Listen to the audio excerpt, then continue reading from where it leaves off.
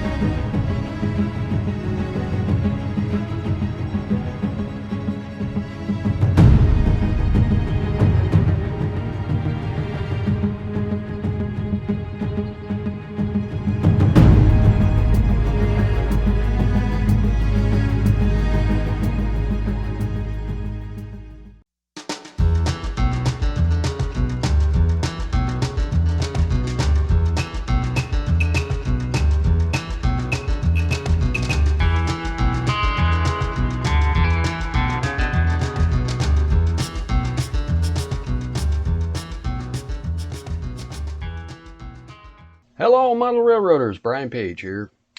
Yes, I am very confused in this video about whether it's Christmas or Halloween. Can't make up my mind. But here's the thing. I'm going to make a little Christmas layout. And if I don't get started on this now, even though it's just Halloween, I'll never get it done by Christmas. The history here is that our kids are all grown, moved out, have their own families.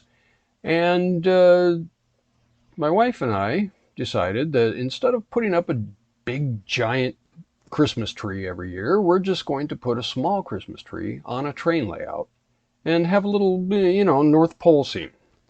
So let's go get started on this. All right, so here's the benchwork, or the platform, whatever you want to call it, for the Christmas layout. The top of this thing is 3/4 inch plywood, and it is screwed onto some 1x3 braces underneath. Let me pick this up, and you can see that there's 1x3s all the way around and a 1x3 right through the middle, just to brace it. However, I can tell you that with 3/4 inch plywood on the top, it really didn't need it, but hey, it'll keep it all together. I'm known for overkill. And of course, speaking of overkill, as you can also see, way too many screws in the top. All right, I'm going to put my two foam pieces on with this glue. Liquid Nails Projects. And based on past experience and from what I've read and seen, this stuff will not melt the foam board. So that's what I'm using to glue this down onto the plywood. And let's see how this ends up, if I can get it into the gun.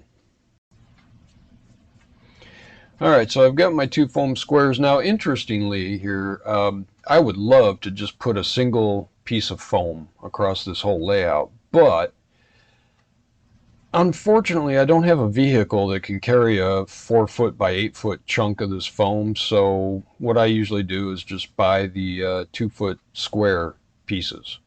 They're 1 inch thick, 2-foot by 2-foot. Yeah, it puts a seam in the middle, which I don't like, but hey, that's what I've got to work with. So let's slobber this thing up. Now, what I'm going to do here is I'm going to line up these foam pieces with one end of the layout or the benchwork and one side of the benchwork. Reason being is that for some unknown reason, even though my layout bench here measures 2-foot by 4-foot exactly, these foam pieces are a little bit bigger.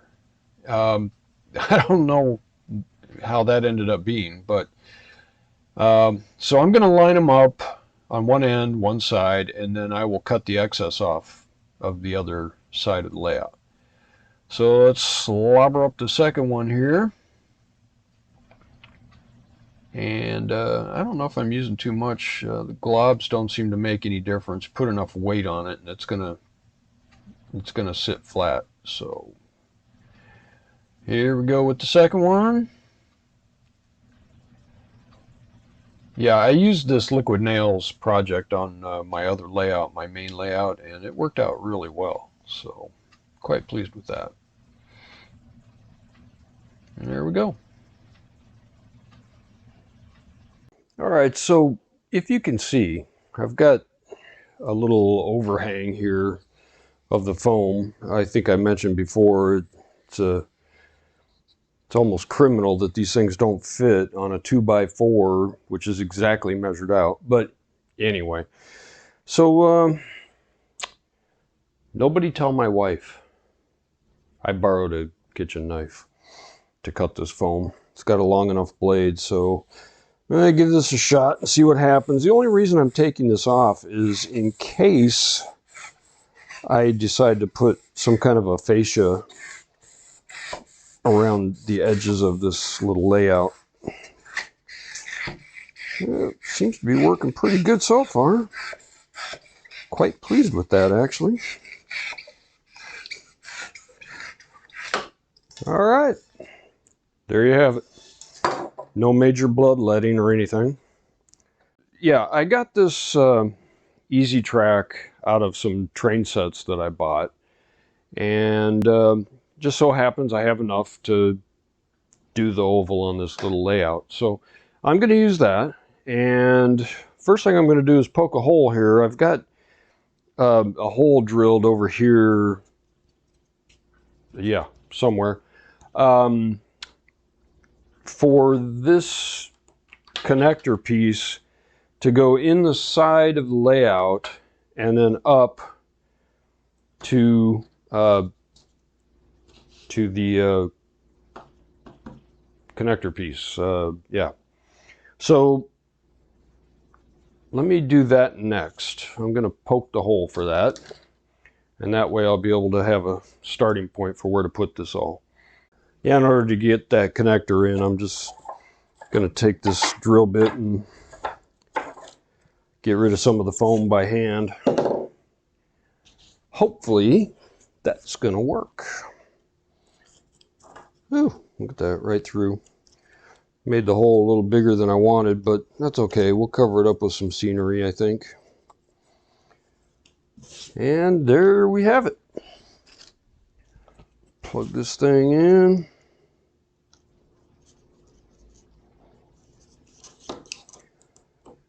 And that looks like a starting point. See, I'm going to have to cover up a bunch of stuff there anyway. So, yeah, that'll work.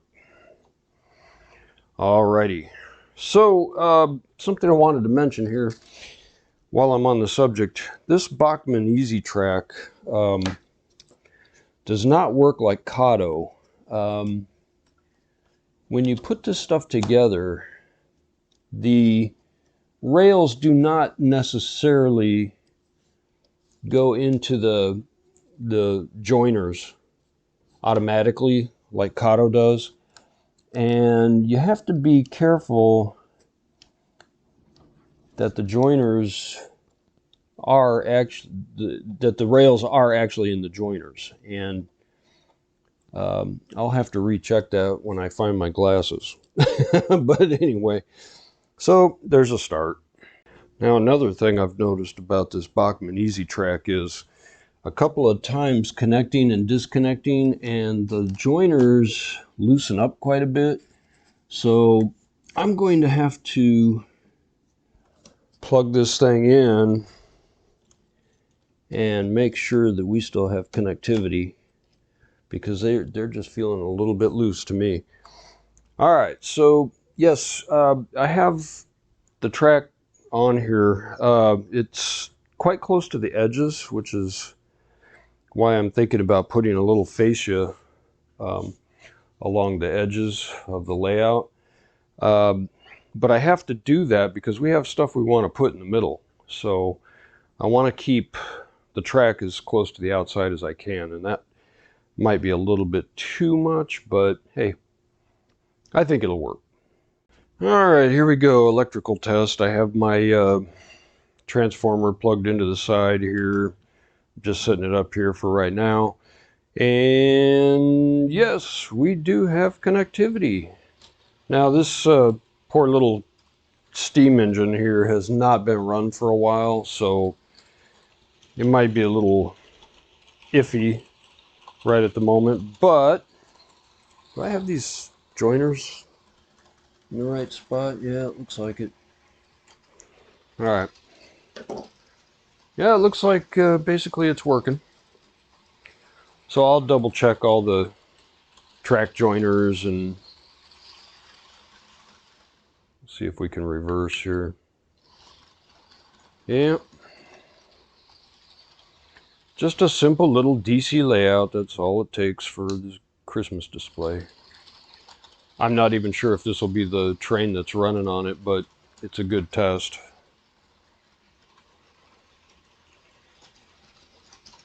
So there we go. I think I got the track where I want it. I'm using the Jimmy at DIY and Digital Railroad method of putting this track down. It has flat spots, you know, where the joiner connectors are. So I'm using my Dynaflex caulk here, which I always do. I'm not going to get crazy with this. I'm just going to glue it down in a few points and leave it at that. It doesn't have to be... Oh, wow. I really messed that up. All right. Doesn't have to be well glued down, just enough to keep it in place. Oh, yuck. All right.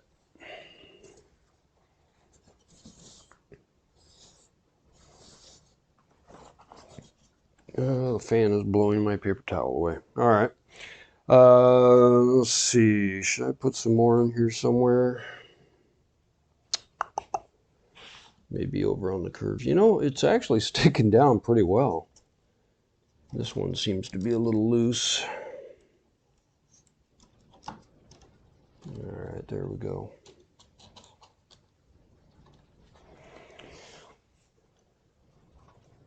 Yep, so anyway, I'll put a few more spots of glue on it and we'll see how we're doing. I'll have to put some weight on it too. All right, pardon me for walking in front of the camera. So I just wanted to show you real quick. This is my version of weighting down the track. What can I say? And that's what I have on hand. Well, that's it for part one. Am I calling this Raiders of the Lost Layout or Christmas Layout part one? I'm not sure. Anyway, in the next one, I will start building a little hill on the layout, and we'll start some scenery. So we'll get that underway as soon as possible. Thanks for watching. Give me a thumbs up and subscribe.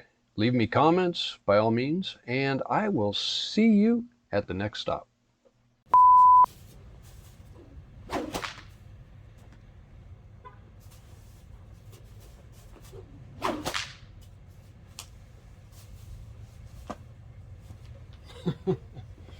That is not as easy as they make it look in the movies.